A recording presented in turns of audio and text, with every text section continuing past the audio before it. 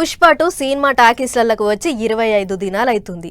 వసూళ్లు గట్టినే వచ్చినాయని అంటుర్రు సినిమా తీసినోళ్ళు. ఇంకో వారం 10 దినాలైతే సినిమా పాత పడుతుంది. కానీ సినిమా రిలీజ్ నాడు సంధ్యా టాకీస్ కడైన తొక్కులాట ముచ్చట్లు మాత్రం ఇంకా నడుస్తూనే ఉన్నాయి.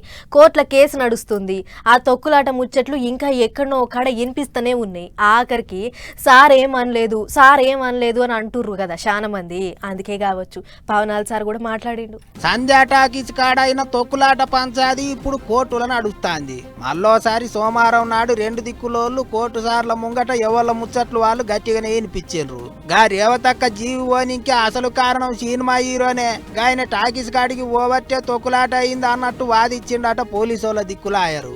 ఇంకో దిక్కు అసలుగా తొక్కులాటకు హీరోకు సంబంధమే లేదు, ఎమ్మటే రెగ్యులర్ బెయిల్ ఇయ్యాలి అన్నట్టు వాదిచ్చిండ్రట హీరో లాయర్లు. 2 దిక్కులోల ముచ్చట్లు విన్నాక కోర్టు సార్లు 3వ తారీఖు నాడు తీర్పు చెప్తామని వాయిదా వేసిండ్రు.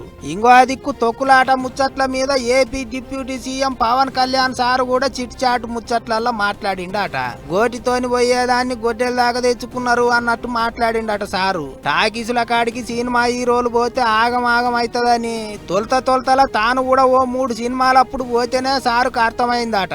అందుకే ఇక అప్పటి సంధి సినిమా రిలీజులప్పుడు టాకీసుల కాడికి పోవుడు బంద్ పెట్టుకున్నాడట.